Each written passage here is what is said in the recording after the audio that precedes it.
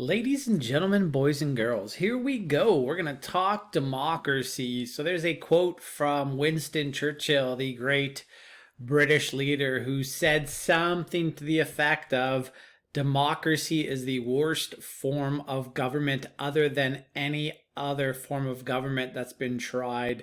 And it's the truth. Democracy is not perfect. However, it is the best form of government that we have. So what we're going to do in this video is quickly go over the different branches of the Canadian government, right? Like a tree that has branches, right? We're going to talk about the three different branches of the Canadian federal government. Now, these should be kind of familiar to you because we have spoken about them a fairly long while ago when we spoke about Montesquieu and his idea of separation of powers, right? Montesquieu spoke about how to prevent tyranny, we separate power amongst many different branches, an executive, a legislative, and a judicial branch, to ensure that government doesn't become ruled by an all-powerful individual or by a small group of all-powerful people. So what I want to do with you guys is make sure we understand what's going on with the Canadian government. As a student in grade 12, you should definitely have a little bit of knowledge about how the Canadian government operates at the federal level. So we'll talk about this by looking at the judicial branch first, the legislative branch second, and then the executive branch last. And I'm doing them first, second, third. It does not mean that any one branch is more important than the other. They're all equally important. So the first branch that we'll talk about is the judicial branch, right? When we spoke about the idea of separation of powers before, I mentioned how the judicial branch it needs to be independent. Make sure you remember that idea of judicial independence when you think about the court system. The job of the judicial branch is to interpret law, right? And sometimes the interpretation of law is not how the government of Canada wants it to be. And that's okay, right? The judicial branch, as an independent branch of the Canadian government, has the constitutional right to interpret the law how it sees the law as being written, right? Now, who's included in the judicial branch? Well, I mean, at the provincial level, right, part of the judicial branch is the provincial courts that we have, the civil criminal courts, and then also the appellate courts. And then lastly, we have the Supreme Court of Canada, which is mentioned right here. The Supreme Court of Canada is strictly an appellate court. What that means is it only hears appeals from cases where people aren't satisfied with the ruling in provincial courts. Now, the general duty of the Supreme Court, again, their job is to interpret law, decide who has broken the law, and what penalties should apply for individual transgression of laws. But their main job is to interpret the laws that are made by the legislative branch, right? And as it says, it gives people the power to challenge actions/laws that may threaten people's rights. And again, it mentions two different systems. There's a criminal side to a provincial court and then a civil side. Civil side's more about private rights, and then the criminal side is where we see people who commit acts against society be punished. Now it says the first stop when a person breaks the law is provincial court, and then eventually they may take it up to the Supreme Court. Now it's worth speaking about which cases actually get to the Supreme Court. The kinds of cases that get to the Supreme Court are only cases of extreme public interest or that involve important points of law, right? And the decision of the judges at the Supreme Court level are absolutely final. There is no court above the Supreme Court of Canada. If you go to the Supreme Court and you don't get the outcome you wanted, then it's all over, right? It's tough luck. And the judges at the Supreme Court are appointed by the Canadian Parliament. All right, want to know something? Through the magic of editing, I have fixed what it says on there. When you were just looking at that, it said the Supreme Court judges were appointed by Parliament. That is, in fact, a mistake. right? I apologize for that mistake. The Supreme Court judges are appointed by the Governor General. And the Governor General, their job is they are the representative of the Queen, while the Queen is not here in Canada. But guys, really, all I need you to understand is that the Supreme Court of Canada, their job is to interpret law, and sometimes they do shape public policy, right? They do have that power, much like what we've seen in the United States with the Plessy versus Ferguson and then the Brown versus Board of Education ruling, right? 1896 and 1954 respectively. Those Supreme Court decisions helped shape public policy. Give you an example of the Supreme Court here in Canada shaping public policy. So in Canada's Charter of Rights and Freedoms, right, in our charter, it mentions that you cannot discriminate based upon sex. Now, there was a case in the 1990s known as the Delwyn-Vereen case, who was a instructor at King's College University, actually here in Edmonton, right? It's now called King's College, but back in the day, it used to be called King's College University. And this man, Delwyn-Vereen, was gay, right? And at that time, the Christian college decided that they were going to fire Delwyn-Vereen over the fact that he was a man who was a homosexual, and that was something that the school, right, was opposed to.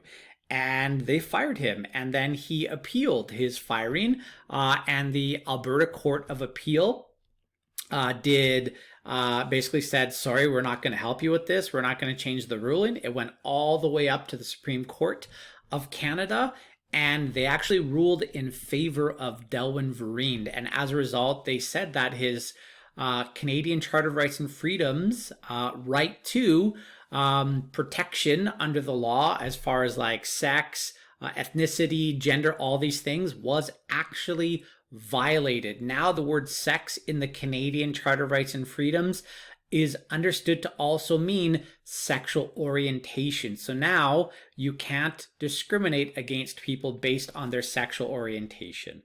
Okay, let's move upward. Now let's talk about the legislative branch of the Canadian federal government. Who's a part of it? Number one, the Queen. When the Queen's not in Canada, it's the Governor General. And then of course we have members of Parliament and the Senate. And the general duties of the legislative branch is to make laws, right? They legislate. That's what they do. They take bills and then they deliberate, they discuss, and they make changes, and then whoop, it becomes the law of the land, right? So this is sort of the main job of government. Now, general duties, they're the branch with the power to make, change, and repeal laws. Just because something is a law now doesn't mean it can't be changed later, right? They have the power to do that. Now remember, all the laws that they make have to be in line with the Canadian Constitution and also within the Canadian Charter of Rights and Freedoms. It's not like Parliament can make any law they want, right? They still have to abide by the idea of, here in Canada, instead of life, liberty, and property, it's peace, order, and good government, or as it's sometimes abbreviated, POGG, P-O-G-G. Peace, order, and good government. Now, at the federal level, the party with the most seats in the House of Commons becomes the government, and the party with the second biggest number of seats becomes known as the official opposition. It is the job of the opposition to scrutinize every single thing the government, the party with the most seats, does, and that's good, right? That holds them accountable, and accountability is very important in a democracy. Now, inside the legislative branch, right? I don't know if you've ever been to the House of Commons in Ottawa. They have something called question period. And this is time when the opposition raises issues and questions to the government, right? And again, the government has to answer. That's just kind of how democracy works, right? They don't get to do whatever they want. Now, the House of Commons, right, is officially known as the lower house of the Canadian government. Now, the upper house is known as the Canadian Senate. Now, members of Parliament are voted in by constituents, right? There's 338 different districts here in Canada. That means there's 338 members of Parliament. And then we have this other body known as the upper house called the Senate. Now, senators are not elected, they are appointed by the prime minister. And because they're appointed by the prime minister, they have no real power. At least technically they don't. I mean, legally they do, but because they're not chosen by the people, instead they're chosen by the prime minister, they don't really do a lot as far as initiating or stopping legislation here in Canada. And I would argue that's probably the right thing because, again, they're not chosen by the people, they're chosen by the Prime Minister. So the Senate, guys, the Senate here in Canada is supposed to be, quote unquote, a house of sober second thought, right? Their job is to scrutinize bills as they come from the lower house, the House of Commons, up into the upper house, the Senate, before they eventually get what's called royal assent by the Queen or the Governor General should the Queen not be here, right? That last step in a law becoming an actual law here in Canada is to have the Governor General or the Queen, if she happens to be here, sign off on it. Now, because of that, and I'm joking about this, but not really, the Senate, I mentioned that they do nothing. That's not true, right? I say that in jest. However, they don't, they don't initiate legislation. They're just kind of there to say, yeah, but, you know what I mean? Now they do have committees and things like that where they discuss various issues. But yeah, guys, one of the big issues here in Canada is the fact that our Senate isn't elected. Well, why do we have it, right? If they don't represent the will of the people, what's the point of it? So there's actually been reform proposed for the Senate of Canada, and that reform has discussed senators actually being elected much like they are in the United States of America. In the US, senators have the ability to initiate or also terminate legislation, and that's something that we don't have here in Canada. Now, just scrolling down, right, it says, senators are appointed by the Governor General. They serve until 75 years of age. And then, yeah, there's a bit of information there about the parliament at the provincial level, known as the legislature here in Alberta. One sec here. So our federal legislature is modeled loosely after the Federal House of Commons, with the exception of the fact that we do not have a Senate here in the provincial government of Alberta, or in any provincial government for that matter, right? There's no Senate equivalent. There is no House of Sober Second Thought, but there is a opposition that is to keep the government accountable to the people. All right, now the executive branch of government. This includes the Queen or Governor General, again, depending upon if the Queen is in town or not, the Prime Minister, who is also a member of Parliament in the legislative branch, and then his cabinet ministers, who are also members of Parliament as well. So the Prime Minister and the cabinet ministers are like special members in the House of Commons in the legislative branch, who are also part of the executive branch. Now, that's one distinct difference between Canada and the United States, is in the US, the president is the executive branch, and also the vice president, and then the bureaucracy that is underneath him. But guys, in the US, the president doesn't sit in two branches of government, right? He is only in the executive branch. Whereas here in Canada, the Prime Minister sits in the House of Commons just like any other member of Parliament. Now, what is the duty of the Prime Minister? The job of the Prime Minister here in Canada is to carry out plans and policies of the government. He is the executive branch. His job, in the case of our current Prime Minister, is to execute the laws passed in the legislative branch, right? His job is to make sure that these laws are actually carried out. Now, it is the job of the Prime Minister to run the daily affairs of government. And for the most part, guys, the Prime Minister really does not have as much power as the President in the presidential model. In the Westminster model, the Prime Minister is simply a spokesperson for the party.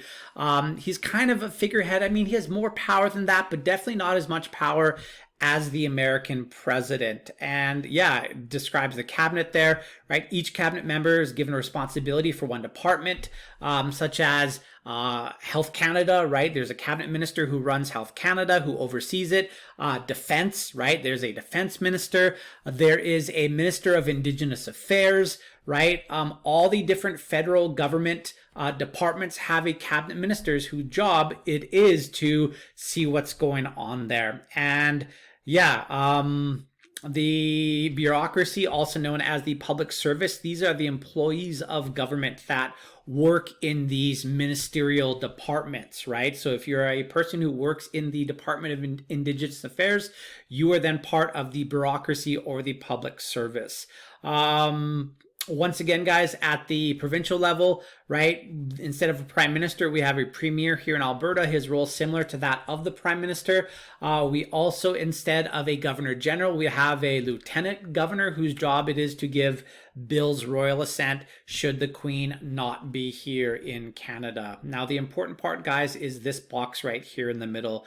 There's overlap here in Canada between our executive branch and our legislative branch because of the fact that the Queen, the Prime Minister, and cabinet ministers are in both of these branches. Now, guys, whether you are like, yay, Westminster model, right? Yay, parliamentary government, or you're like, yay, presidential government, in the end, guys, these are two different systems that function as democratic governments to ensure that the will of the people is being followed. Democracy is nothing if it's not of the people, by the people, for the people. Both the Westminster model and also the presidential model of government, they are both systems which are accountable to the people, and they're made up of the people of that country. And again, like Churchill said, it is the worst system of government other than every single one that's ever been tried. Okay, so that is how our government sort of functions. And yeah, I miss you guys. I love you guys. Keep on going with the learning. Keep making your brain bigger. Click the like button, click subscribe, hit that notification bell, and stay abreast of what's going on here. Okay, peace, guys. Love you.